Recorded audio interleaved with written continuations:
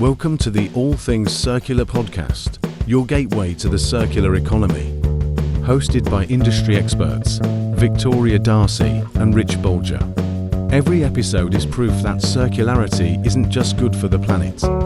It's a smart business decision. Our mission is simple: to empower, to inform, and to show you how to make the circular economy work for you. Hello and welcome to the latest episode of All Things Circular. I'm Vic Darcy. And I'm Rich Bulger. So, Rich, we're going in a new direction today. We have a great guest with us, Tom Mardahl from Rejoose. Rejoose are, well, in fact, this is me introducing it. Tom, hi, welcome to the podcast. Why don't you tell us a little bit about you and a little bit about Rejoose? Yeah, absolutely. Thank you. And thank you for inviting me, Vic and Rich. Really been looking forward to participate. And Rejoose, as you might hear from the name, is all about reducing or reusing if you pronounce it a little bit differently. So what we do is that we collect and refine and deliver carbon emission data for IT products, meaning that if you want to know the footprint of an iPhone or a smartphone or a laptop, that's the data we provide. We provide it through the channel, through the resellers, the distributors, with the purpose that you can get accurate, validated, transparent, and well-documented footprint information to do your carbon accounting, to drive a meaningful change based on actual numbers, which can be validated. So again, reducing your footprint is kind of the optimal outcome of what we do. Great. Rejuice, reuse, reduce are all different variations of what I read with Rejuice as it comes in. But this is really an important topic and one that comes up all the time. There's a lot of companies that view ESG reporting as kind of a nice to have, but don't really understand why they need to have it. What is the value of understanding carbon data, not just from a shareholder reporting perspective, but really from an economic perspective? Can you talk to us about what you are seeing companies try to leverage this type of information to do, and where's the value in really knowing that, other than feeling good about what you're doing? Yeah, that's really, and I think this is actually key to what this is all about, because the funny thing is, as with many other things in life, as if you work intelligently with data and information, these things are intertwined, meaning that if you start working with real live data on your carbon emission and your energy consumption, it leads to better decisions, which ultimately is a better case for the company. It means that you will save money or have a product for a longer lifespan, or your product will be worth more at the end. So meaning all these things are actually working beautifully together.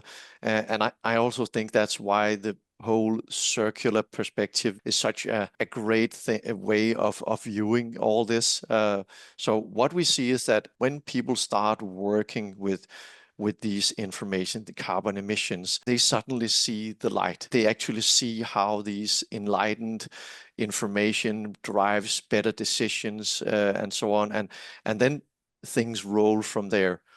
Until that point, you might just be saying, I need this information to do a tick in the box, and then you're compliant, done deal. But I do see that there's a lot of companies getting this, not just, and it's both on the supplier side and on the customer side, and gladly they tell others about this. So we learn from each other, meaning that at the end of the day, we will have more people getting educated, maturing. Again, I remember back in 10 years ago, nobody in IT was measured on energy consumption because it didn't really matter how much energy you used. This is a different ball game today. Yeah, it was a different budget. Yeah. Someone else paid the bill.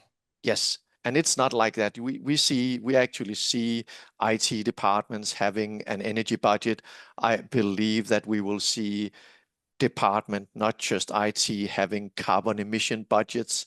As we see the financial world and carbon accounting world will merge together. And many of these logical things, which are actually appearing in both worlds, will will support that. See, and the I think that's a really important point, because we're moving away from virtue signaling as was. To use your description of the tick in the box, and the fact that it's sustainability, the fact that a lot of these accounting methodologies are sitting in some faraway business unit within the organization. And I think what we're seeing now is that really being brought into the DNA of the business itself. Not only are people more aware of it, they're actually aware of what it means, and becoming more aware of, actually, this is a differentiator for our business. Not only is it good, not only should we do it, but actually by doing it, it demonstrates to our customers, to our suppliers, that we take this thing seriously, and it becomes a competitive advantage.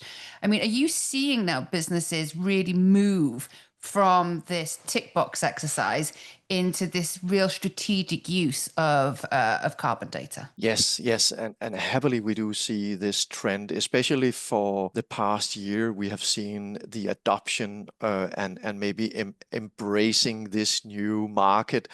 We've seen this as the decade's biggest business opportunity for a long time, but we absolutely do see the market seeing the same. Again, we do have some first movers, and but it is really something that are being brought on a strategic level, saying not just that we as a company need to do our carbon accounting right to prove to our customers that we do things in a good way, but also being able to support your customers as a company, saying we can also help you delivering data for what we supply to you. And this interaction is where in the IT channel we had this term trusted advisor. It's again along the same lines. You can actually advise your customer in a better way, both on product and specs and how it works and serviceability and carbon emission and pricing. All these things will come together, and we do see some really big partners embracing this, and small again. So for the past years, we've seen a really good traction in this field. So if I look at a product's journey, we have a lot of students that watch this podcast, and a lot of people that are trying to learn what supply chain is, what logistics is, and we use the term circular logistics, where a product is moved from the hands of one owner to the next. So product lifecycle loop starts with the manufacturing of a product, if you're a maker of a thing, sent to a distributor if you're a distributor of the thing, a retailer that will go through and sell many different types of brands, to the end user using the product. And that's the moving to the right, forward to the point of use.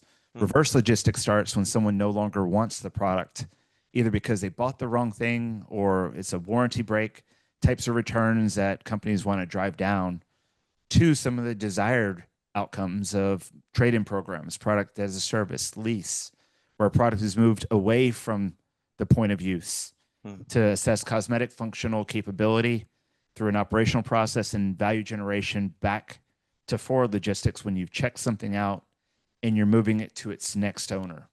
Your shirt that you buy, if you no longer want it, you return it or you send it back, or you trade it through a platform like Winther or something else. As it goes to the next person, you really go from forward logistics to reverse logistics back to forward logistics. Oftentimes, people that work in that space really want to try to do the right thing. And when you look at trusted IT carbon data provider, are you seeing a certain spot in that journey, either manufacturing or distribution or use, being the place, or through the reverse when something is reused? As I see people get the economics of that, they get the economics of reduced power consumption, reduced transportation. But where are you seeing the data really being leveraged well in that process to help make those decisions? I think we are experiencing a shift in the market. So what has happened until today, maybe a little bit of history, is that the carbon accounting market has been working with a methodology called spend-based method, meaning you calculate from cost to carbon. So this product costs this, you multiply with a magic number and you get some kind of aggregated assumption for this carbon footprint from this given product. It is biological, highly inaccurate, but it was the only thing we had. My power bill was $3,000 last month. It's $2,500 this month. My reduction is exactly. Exactly. Sense. Something like that.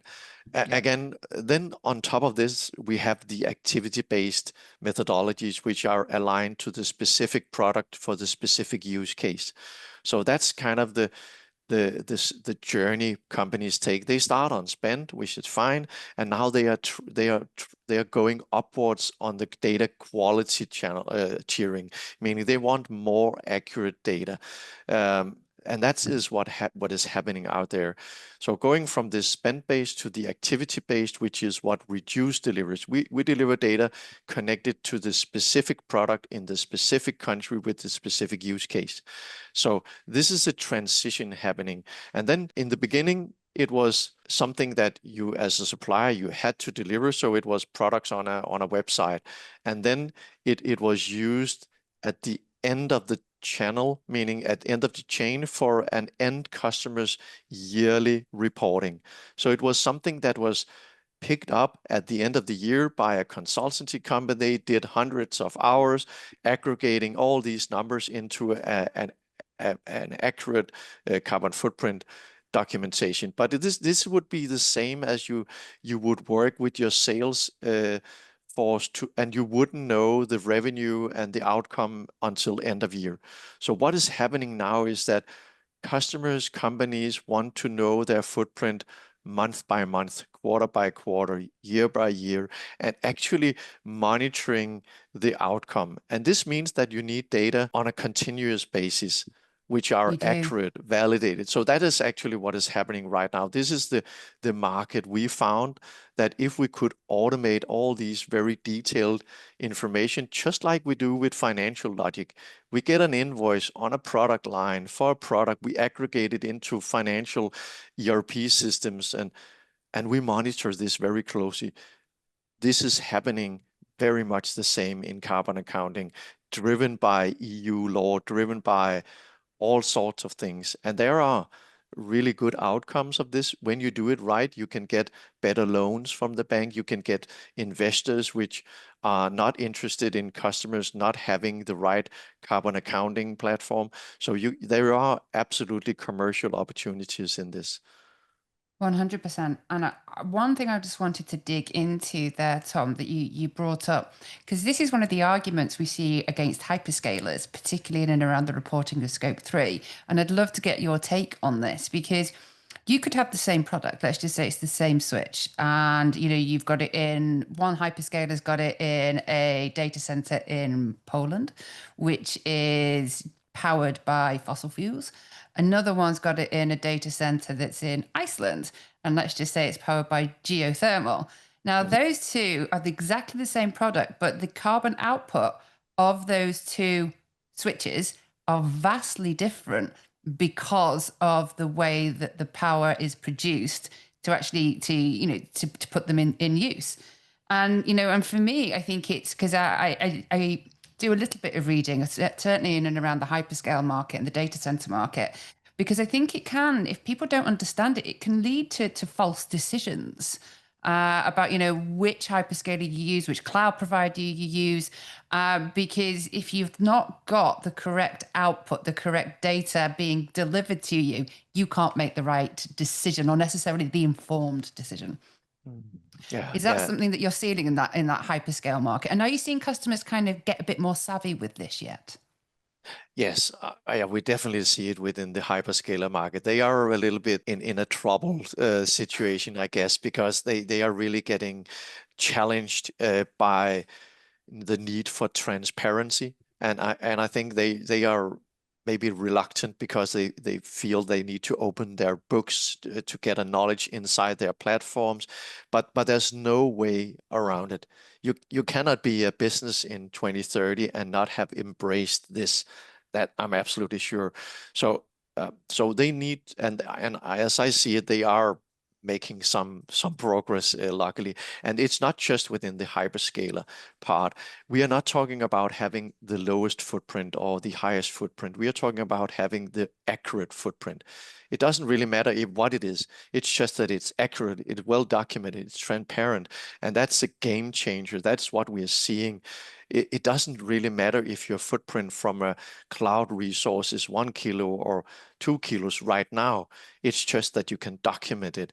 It might be in the future that you would get compared. Definitely, that will happen eventually. But right now, it's a lot of other things, and we see it happening in other areas as well.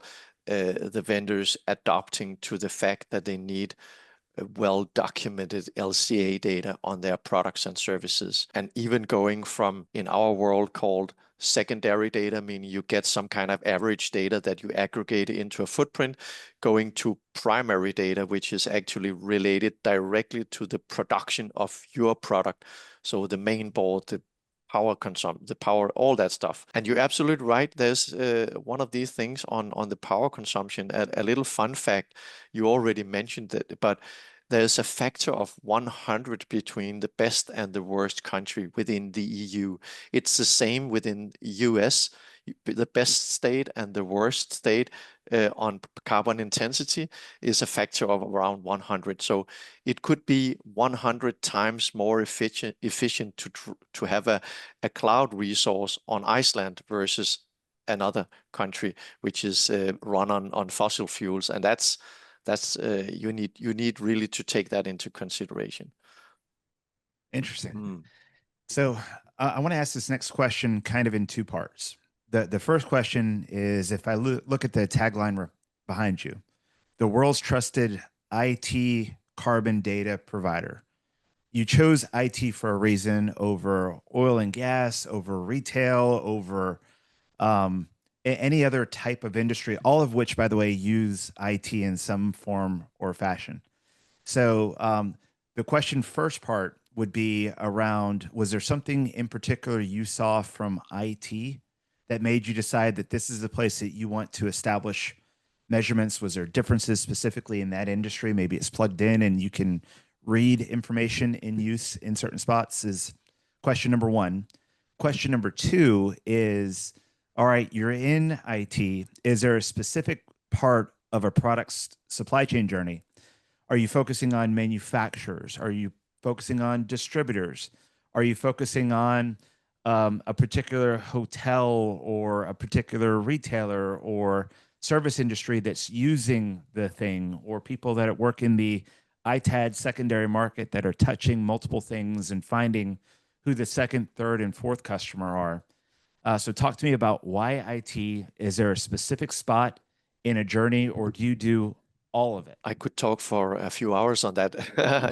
Yeah, but a good it's question. A really interesting topic. Yeah, thank you, and I absolutely agree. And I think that our transition into working on carbon emission information on IT actually comes from, we started out as a consultancy company working with energy efficiency within IT, and that eventually transitioned into carbon footprint from energy consumption, and then it went to actually be lifecycle information. And we chose IT because it's really a complex world. To be able to deliver within IT, you need to understand IT. There's a lot of really technical stuff within this world. Some of it is simple, some of it is really, really complex. So that's why we chose it. There's really a big footprint. So IT, as you mentioned, is a part of every company. So it's both because of our own kind of knowledge that we are from within the IT industry. We saw this 10 years ago. The market was right in 2022 onward. It was kind of ready for really talking carbon footprint information. So it was a journey also from our side, and gladly we saw a good market fit. And that's a really good point. You mentioned Energy Star, and I know that's kind of a universal. I call it customer promise. You go through and you said, Energy Star was initially designed as an advertising mechanism to go through and talk to governments and say, I'm building things that cause less harm, or to a customer buying a specific thing, an appliance, saying this is in a lower cost of ownership thing. So I get why Energy Star was there, and I can see the natural transition to, all right, well, if you're doing it for the maker and you have that information and a specialty, carrying it downstream. So keep on going. I'm just following along. And we do see this happening also within Energy Star. They are also looking into adding maybe carbon information. We see EPEAT certifications, the TCO certified. We see all of these different certification platforms and marks adopting to this new world where it's not just energy now, it's actually a full perspective. And again, there's a lot of things. It's not just carbon footprint. You could also say it's not really worth buying a product with a low footprint if the manufacturer is using child labor. You need to have a fully holistic view, choosing the right vendors with the right kind of engagement in the world, and also producing products which has a low footprint. And it's that view, isn't it? It's that wide lens. I just wanted to explain to our listeners. So we've used a few acronyms there. So LCA, which Tom uses, is the life cycle assessment of a product. Just because I just want to make sure that people follow us, because legislation is coming out. Legislation is changing. You mentioned EPEAT. But we also have the right to repair law that's coming out. We have digital product passports that's coming out. So Tom, I mean, can you kind of explain to our listeners just how the Rejoose tools work, how they can help businesses integrate with these, not only these metrics, but also how that's relevant to the new legislation that's coming out, and how you're positioning your customers to be able to actually adapt and to uphold some of this new legislation that we're seeing. And specifically, I know we were chatting earlier, but we were talking about, you know, some of the moves that France has made. So yeah, give us an overview of Rejoose and sort of how customers can work with you and what they get. And just maybe to touch on the digital product passport, the DPP. So I think one of the big things we are missing within this ecosphere of carbon accounting is the global standard. So something that defines a standard on how do you actually put a carbon footprint on a product, which is utilizing the same methodology across the globe, or at least within Europe, and then copying it to the rest of the world. So DPP will help us do that. They will define a certain set of standards. We are seeing GHG protocol and ISO merging, doing a combined methodology for carbon accounting, and all these things are supporting the purpose of delivering more and more accurate data. So the digital product passport will be a way of making sure that data is available at the same spot. So you can find product information, and within that, you will have carbon information. And this would mean that you would get a lot of, again, fragmented places where you could get data. It will be in thousands and thousands of different websites from the manufacturers, but it will be essentially there. What we do is that we extract all this information, making it digitally available. So not just within a PDF, you get it in a digital format. This means you can integrate it into an ERP platform, into a carbon accounting platform, in your quoting system, meaning that carbon emission data will be the same as you have pricing information, stock information. You get it's just the same as you do normal business, just with an add-on, which is a carbon footprint. Go ahead. I never thought of a digital product passport being used in that way. But it really is a logical comparison, especially based upon what you said around some countries being energy efficient on a scale of 0 to 100. A good example of a effective tool that measures a product from use through the first customer, second customer, and third customer is the automotive industry. And they're probably the most advanced at it. And I often say that the automotive and real estate businesses don't realize that they're two of the most effective circular economies that have ever existed, because you're not going to recycle your car when you buy the next new car. You're not going to recycle your house when you buy the next new house. But in an automobile, for instance, you've got a vehicle identification number. You know exactly where that thing is made, and the government's tracking that. You know exactly where that thing was sold. You can go through and see exactly who purchased it, or there was a first owner, when, where it was registered, and where it lived. Was it in the state of Montana versus New York State? So with that re-registration and really the application of tax laws, because the government's looking at that to charge property taxes and track state law compliance. I didn't think with electronics that you could really go through, and it makes sense that you could, if you have a re-registration part of a digital passport that tracks a product's ownership through its life cycle, where it's at today in use may be completely different in 3 years when it goes through the secondary market. And how would that impact the carbon output? Are you looking at a product getting re-registered from one geography to another, and low energy utilization for serial number 1 is now high utilization serial number 2 if it goes from the US to a lower energy efficient destination next? Yeah. You're touching on a funny thing here, because what we see is that sometimes you really want to find the logic within this, and the logic would be that you kind of have a product. Let's say you have a product. It's 300 kilos in total carbon footprint, and you use it for 5 years. Then you kind of say, what is the carbon footprint per use year?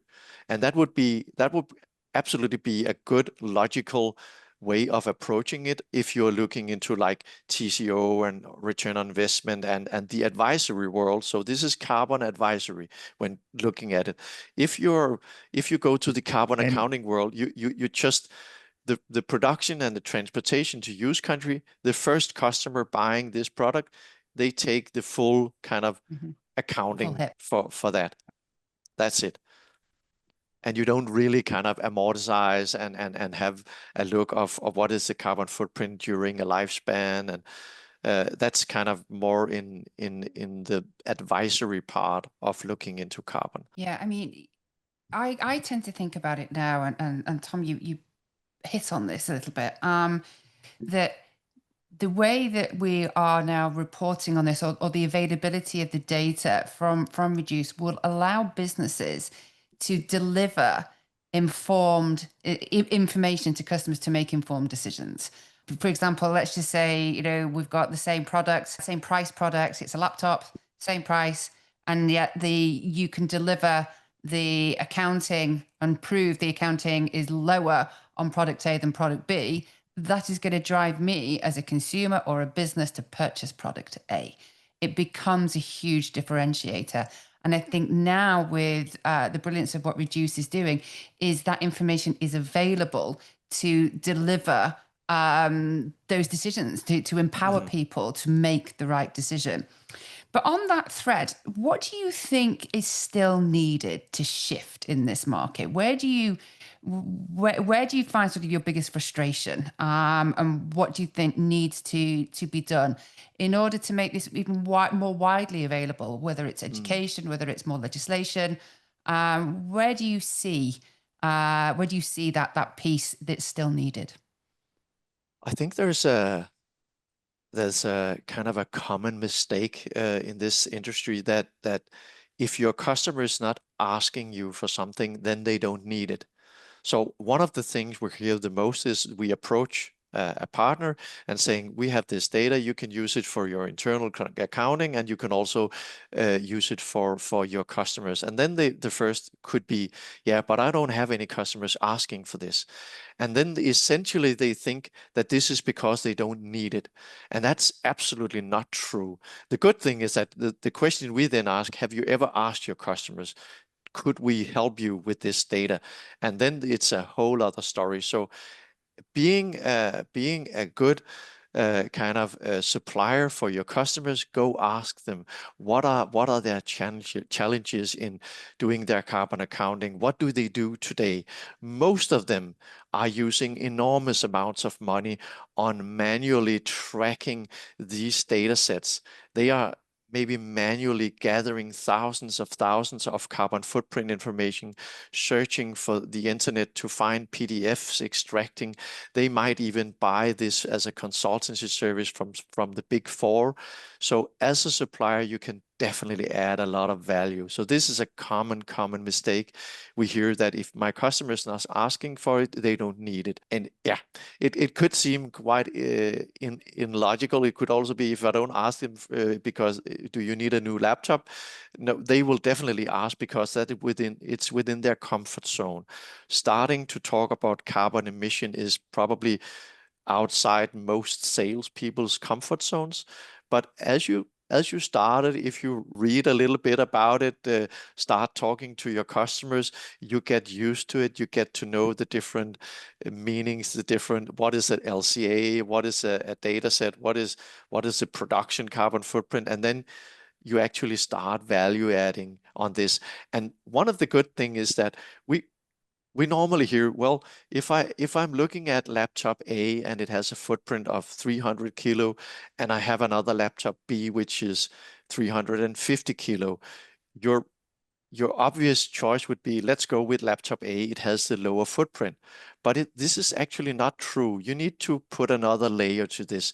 What is the lifespan of the product? So laptop A, 300 kilo, 3 years of lifespan, because it's not a quality laptop. Then you have laptop B, it might be a 5-year, maybe it can be reused for another lifespan. This is actually the cheaper carbon accounting laptop. And it actually maybe also costs 5% more because it's a better product.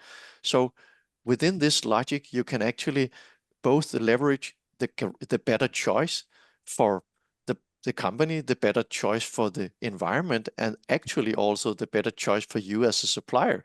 So this, again, back to Rich, this goes goes hand in hand. The good, intelligent decision drives meaningful change. There was a conference I was at, and this was actually in Europe about 2 years ago, maybe a little bit more. And this was one of the more profound conferences I've been to, just from an impact, what changed me perspective. There was a point in my life I was the youngest person in every room, and that's no longer the case. I've gotten older, hair's gotten a little bit grayer, and my thoughts had to evolve. But there is a rapid distinction by generation now in terms of motivation to work, motivation to purchase, motivation just to live as humans. And mine has changed and evolved. Not being aware of carbon impact at all to caring about it. But this conference kind of goes to the point that you had. It was a panel, and the youngest person in the room was on the panel with a really good idea with some established leaders that were my age or older. And the moderator in this panel asked the question, tell me about your ideal shopping experience. And this is like an e-commerce panel, but tell me what your ideal shopping experience was. And the people that were my age and older went through and gave an answer that sounded canned. The younger person in the room said, you know what I'd love to see? When I go in and I'm looking at my produce, in addition to seeing the price, I want to see the carbon impact of getting that thing to the grocery store. And you heard an audible eye roll from all these people that are leading businesses saying, no, this guy just doesn't get it. And what he said next is, because I will pay more for something that causes less harm. And then you heard the again. And I'm like, no. That is the buying motivation of Gen Z and millennials that are willing to go through and spend more to do less harm. Just like what you said, the laptop might cost 5% more, or the piece of equipment might cost 5% more, but the impact is less, and perhaps even the cost to use is less as a correlation, but I think a lot of businesses don't understand now that the leaders of those businesses that earn their success by thinking about dollars and cents are competing against individuals and new companies that are looking at how people are buying today, because that's going to be the top economic power in 5-10 years. They're going to be running the companies that are competing, and it's a different way to look at business. A little bit more, less harm, but that gets the sale. Yeah, I think you're spot on with that story. I think this is exactly what you need to embrace and acknowledge, that this is the new world. This is how you are going to do sales for the coming decade. You might be ahead of the curve if you do it today, but some companies are already there. Some companies are absolutely willing to pay for a little more for the better product that are doing less harm. We see it already in tenders, in big RFPs. Again, they might be some of the leading large global companies today, but it will eventually Others will follow. Yeah, exactly. And we see Yeah. it already happening. Gives And the me- cool thing is, if you reduce transportation miles from 900 to 26, does the carbon impact look great? Yes, it does. But guess what also looks great? Your logistics to ship the thing. So there's a Yeah. correlation between what's right for the environment and what is smart business. And just like you mentioned, you can analyze the power bill. I can get finance people to understand it, but you can correlate all these other things as well to get a true total cost of ownership that a lot of companies have a hard time stitching together because they live in different parts of a large corporation's P&L. They do. And it's understanding that this is multidimensional, which I think Tommy's done a great job of explaining for our listeners. One question we like to ask everybody, and you've probably already busted one already, which was they just He because gets your to bust two. I Yeah. know, right? We like to ask our guests to bust a myth, something that you hear in the industry that, just it isn't correct. So Tom, give us your myth, if you wouldn't mind. Yeah. I think we have a few of them, but what I brought today is that we hear a lot of people saying that recycling equals circularity. And again, of course, recycling is a really crucial part of circularity, absolutely, but it's not circular thinking. And to, again, back to the intelligent decisions, what we would like to say, try to put things upside down. Today, we might make a decision on purchasing a product with the middle thing in mind, meaning how are we going to use it? Who is going to use it? What should it do? And then we make decisions based on that. And what we want to do is that you need to base your decisions going from the end of a product, meaning that what should happen to the product when I'm done with it? Should it have a second life? How can we repair it? How can we reuse it? How can we recycle it the best way? And then again, working from backwards all the way up to adopting all these information into the tender, into the RFP. So having the full circularity part in mind when you do this, then you are having a circular mindset.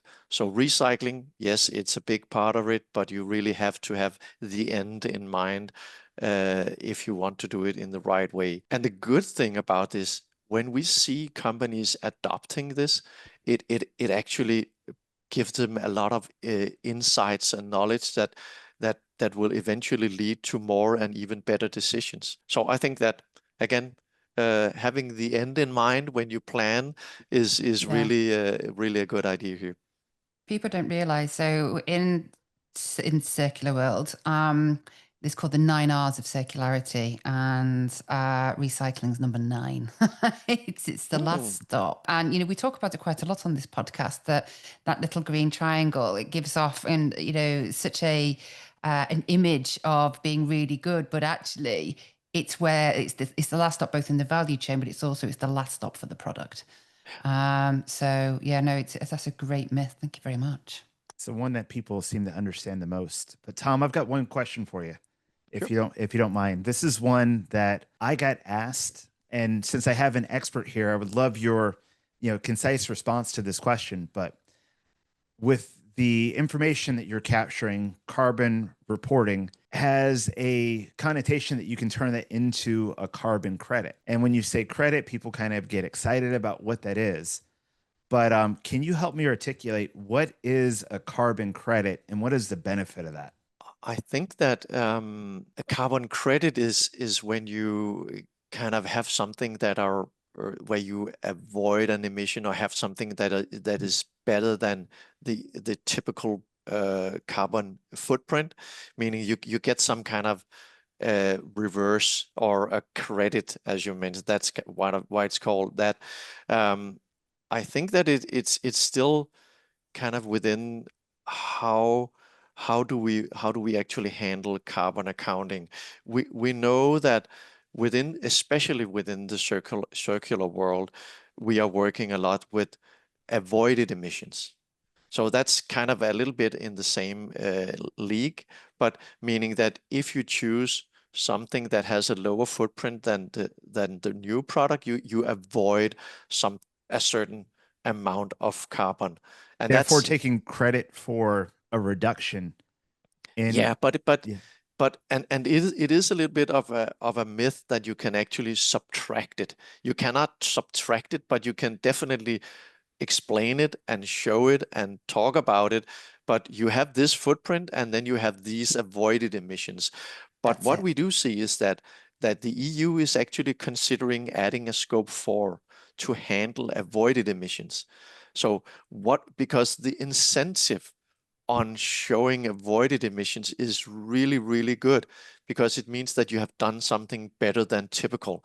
And that's great if we can expose that, bring it to light, that this company has actually not just bought 10,000 new laptops, they actually bought 8,000 new and 2,000 used. By that, they avoided these emissions. That would be great because, I love and that. yeah, and we do see it already happening, but the avoided emission is a little bit on the side here. They are there, they are getting quantified and documented, but it's still a little bit of I don't know, it's an outlier to the traditional accounting. So that's why I think EU is considering adding it in to give some kind of incentive to also choose better than typical. I would Yeah, be such a supporter of that. I really would.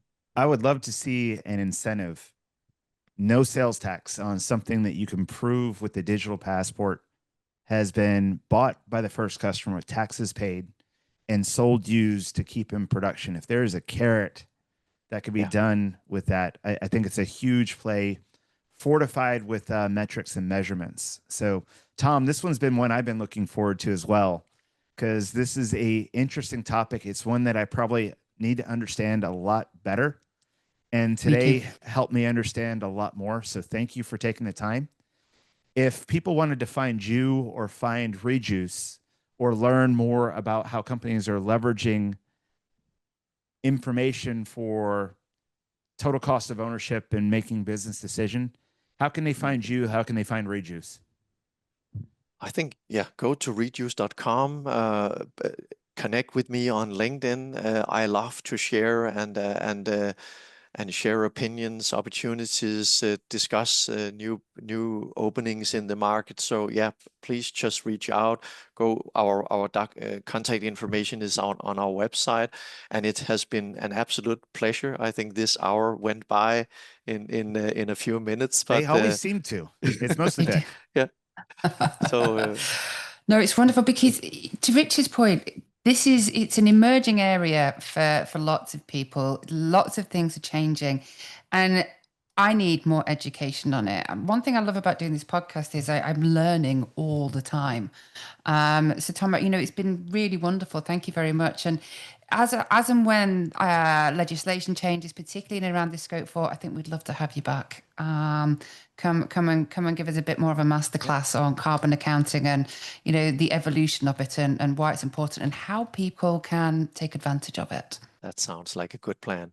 I would love to come back and hopefully soon. But let's see what the EU is up to, there's absolutely a lot of pressure from the market to get things going and not just having legislation for the legislation's sake, but actually to drive change. So I think we will see a lot of things happening for the coming year. Well, what Thank a you great both. way to finish up this podcast. Tom, thank you for joining us. I'm Rich Bulger, I'm Vic Darcy. and thanks for listening to All Things Circular. Thanks for tuning in. Please head over to allthingscircular.com to learn more.